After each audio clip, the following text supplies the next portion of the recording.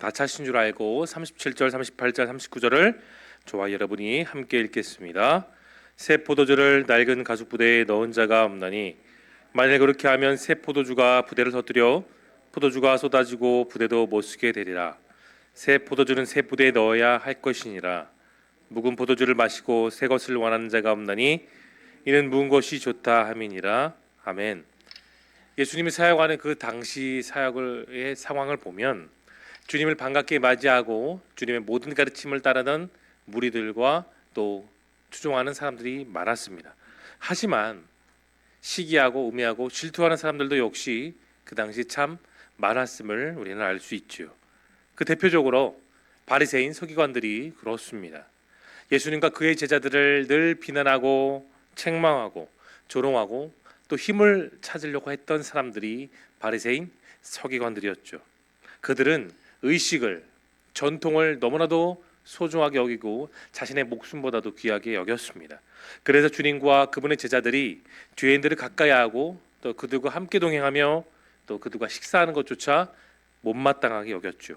그런 상황에서 비난하는 이들에게 오늘 주님께서는 본문을 통하여 비유를 들어주셨고 오늘의 말씀의 주제인 새 포도주는 새 부대에 넣어야 함을 강조하셨습니다. 내용 관찰 1번을 봅니다. 바리새인과 서기관들은 제자들을 어떻게 비방합니까? 주님의 제자들은 세리와 죄인들과 함께 식사를 하고 있었죠. 이러한 식사 자리를 가지게 된 것은 주님께서 또 다른 제자인 레위 집에 오셨기 때문입니다. 여러분, 레위는 누구인가요? 마태입니다. 마태복음을 지었던 제자이죠. 그는 주님을 만나기 전까지만 해도 세리의 직업으로서 그렇게 돈을 벌고 살았던 사람입니다. 여러분, 세리 하면 대표적으로 누가 떠오를까요? 삭개오죠. 삭개오라 동일한 직업에 고금리를 얻었던, 많은 이익을 갈취했던 정말 좋지 못한 직업의 한 사람이었습니다. 베드로와 요한과 야고보에게 나를 따르라고 주님이 말씀하셨던 것처럼 이번에는 주님께서 레위에게 나를 따라오라고 말씀하셨습니다. 앞선 제자들처럼 레위 역시 많은 재산과 지위를 다 내려놓고 주님의 말씀에 그대로 따랐습니다. 그리고 주님과 다른 제자들을 먼저 자신의 집에 초대해 식사를 대접했습니다. 그 집에는 다른 사람도 있었죠.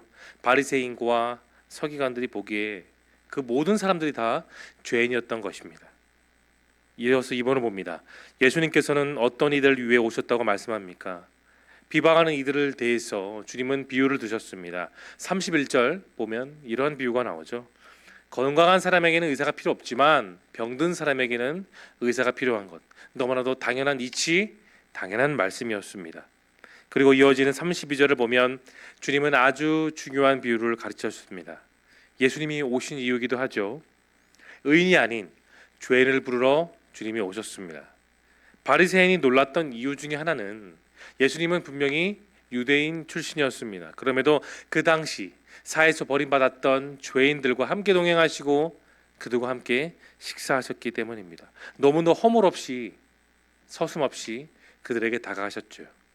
여러분, 우리가 잘 아는 것처럼 바리새인과 서기관들은 권위의식, 지위에 대한 불타는 욕망이 가득했던 사람들, 바로 그런 사람들이었습니다. 하나님과 세상 사람들 사이에 율법의 613가지 조항을 추가해서 그것을 지키지 않으면 아주 볼품없는 쓰레기와 같은 사람이라는 것을 바로 바리새인과 서기관들은 그렇게 벽을 만들었던 겁니다. 실제로 보면 이 사람들이야말로 가장 직무유기했던 사람들, 가장 죄인 중에 죄인, 바울이 말했던 괴수 중에 괴수가 바리새인과 서기관들이었어요. 그러나 바리새인과 서기관들은 자신들이 죄인이라는 사실을 알았을까요? 전혀 깨닫지 못했습니다. 30절에 말씀하신 의인에 해당한다고 맹신했던 이들이 바리새인 서기관들이었습니다. 그들은 이들 앞에서 주님은 그들을 부르러 오신 것이 아니라 버림받고 소외된 사람들, 허물과 죄악으로 가득했던 그런 사람들을 부르러 본인께서 메시아로 오셨다는 것을 강조하셨습니다. 영광 목상을 봅니다. 예수께서는 왜 새 옷과 새 부대의 비유로 바리새인과 서기관들을 깨우치십니까? 주님께서 우리가 익히 알고 있었던 새 부대를 비유하신 것은 종교의식과 지위에 갇혀 살고 있었던 그 바리새인과 서기관들을 깨닫게 하시기 위해서였죠. 여러분, 이 당시 살고 있었던 사람들은 염소 가죽을 바늘로 기워서 새지 않는 부대를 만들어 사용했습니다. 실제로 역사에도 그렇게 기록되어 있죠. 보통 거기에 포도주를 담아 보관했다고 합니다. 새롭게 만든 포도주는 여러분 잘 아신 것처럼 발효 과정이라는 것이 있어요. 그 발효 과정을 걸치면 걸칠수록 부피가 점점 팽창합니다. 그래서 새롭게 만든 포도주를 잘 보관하고 잘 사용하기 위해서는 무엇보다 부대가 새 부대가 되어야 되는 것이죠. 그렇게 해야 정성스럽게 만든 포도주를 버리지도 않고 부대도 잘 사용할 수 있는 법입니다. 바리새인과 서기관들은 바로 그 낡은 부대, 낡은 포도주였습니다. 하나님이 주신 율법을 제대로 살리지 못하고 방치하고 조롱하고 더럽힌 이들이었죠. 그들이 지니고 있었던 신앙이라는 그 부대는 기존의 말씀도 잘 지키지 못했던 허름한 부대였을 뿐입니다. 언제 터지지 모르고 버려질지 모르는 그런 부대였던 겁니다. 낡은 청과 낡은 부대는 여러분 경직되고 율법주의적인 바리새인들에게 있어서 최악의 가르침이었습니다. 예수님은 새로운 언약, 새로운 소망, 새로운 비전으로서 하나님의 말씀을 다 온전히 이루시기 위해 이 땅에 내려오셨습니다. 주님의 사명이었죠. 그 사명 가운데 하나가 오늘 본문에 잘 나와 있는 것처럼 소외되고 아픈 이들에게 참된 의사로서 명예로서 오셨습니다. 우리 역시 새로운 마음과 새로운 마음가짐으로 살아가는 그 새로움의 영성이 필요합니다. 날마다 필요한 것입니다. 여러분과 저의 마음에 더 새롭고 더 튼튼한 부재이자 새로운 포도주의 싱싱한 영성을 소유할 수 있기를 바랍니다. 느낀 점을 보겠습니다. 종교의식에 사로잡혀 다른 일을 판단하느라 진리를 깨닫지 못하는 이들을 보며 여러분 무엇을 느끼신가요? 여러분, 우리는 바리새인과 서기관처럼 같은 우월의식, 종교의식이 아닌 예수님을 날마다 붙들어야 됩니다. 신앙인은 비교의식에서 열등에 사로잡히는 것이 아니라 창조의식으로 자부심을 가져야 됩니다. 그 창조의식의 중심이 바로 예수 그리스도이기 때문입니다. 그 유일한 가치 예수님이시죠. 낡고 부질없는 것은 아무리 붙들어봐야 여러분 소용이 없는 것입니다. 우리들은 새 언약, 새 비전, 새 소망 되신 예수님을 붙들어야 우리는 참된 진리가 내 안에 날마다 새롭게 되는 것으로 믿으시길 바랍니다. 다른 사람에 대한 판단을 중지하고 정지하는 마음을 버리고 우리의 마음에 주님의 마음을 본받아 남을 소중히 여기고 남을 불쌍히 여기며 또 중보하고 기도하고 그들을 품는 저와 여러분 모두가 될 수 있기를 바랍니다. 주님 안에서 이 진리를 깨닫고 주님의 뜻을 따라 여러분과 제가 주님의 참된 제자로서 살아갈 수 있기를 소망합니다. 이어서 적용을 봅니다. 내가 종교적 가습에 젖어 다른 사람을 판단한 적이 있다면 언제입니까?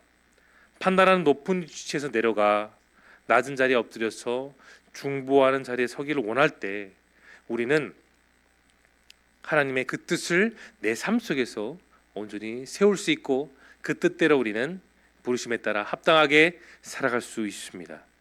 거기에서 주님과 우리는 연합하게 되는 거죠. 그러나 사탄은 우리들에게 결코 낮은 곳을 말하지 않습니다. 높은 곳, 화려하고 웅장하고 돈과 명예의 지위에 빠뜨릴 수 있도록 쉽게 사탄은 우리를 유혹하죠. 우리가 낮은 곳에 있을 때 낮은 곳에 있기 원하지 않도록 유혹합니다. 우리는 어느 순간에 천국의 순전한 기쁨을 잃어버리고 또다시 어둡고 슬퍼지고 마음이 완악해질 때가 종종 있습니다. 여러분 늘 깨어 있으십시오. 스스로가 깨어 있을 수 없습니다. 말씀을 통해 깨어 있을 수 있길 바라며 그 말씀을 통해 늘 영성을 소유할 수 있길 바랍니다. 낮은 마음, 낮은 자리에는 여러분 판단이 서지 않아요. 낮은 마음에는 분노가 일어나지 않습니다. 낮은 마음에는 스스로가 잘나지 않습니다. 우리는 무익한 종이라 마땅히 할 일을 한 사람들이기 때문이죠. 여러분 판단을 넘어 주님의 사랑으로 세상을 바라보십시오. 사람의 감정으로 나타나는 것은 일시적이겠지만 사람의 감정이 아닌 예수님의 마음, 예수님의 사랑으로 하루를 살아갈 수 있기를 소망합니다. 마지막 결단을 보겠습니다. 종교적 관습에 낡은 가죽 부대를 청산하고 복음 중심으로 살기 위해 여러분 오늘 무엇을 실천하시겠습니까? 내 신앙이 주님이 원하시는 새 부대인지 그 안에 들어있는 것이 새 포도주인지 우리는 어떻게 할 수 있을까요? 무엇으로 우리는 점검할 수 있겠습니까? 단 한 가지입니다. 말씀뿐입니다. 주신 말씀에 의지하고 날마다 나를 스스로 점검하고 기도할 수 있기를 바랍니다. 우리는 예수님을 믿습니다. 지금 다 같은 마음으로 믿고 있어요. 주님 안에서, 오직 주님 안에서 이전 것은 다 지나갔습니다. 이전 것은 지나갔으니 보라 새 것이 되었더라. 주님이 그렇게 말씀하셨습니다. 그러면 우리 말씀 의지하여 그렇게 나아가면 됩니다. 새로운 삶, 새로운 소망, 새로운 비전을 주신 주님께서 오늘 우리에게 친히 말씀하셨습니다. 새 포도주는 새 부대에 넣으라.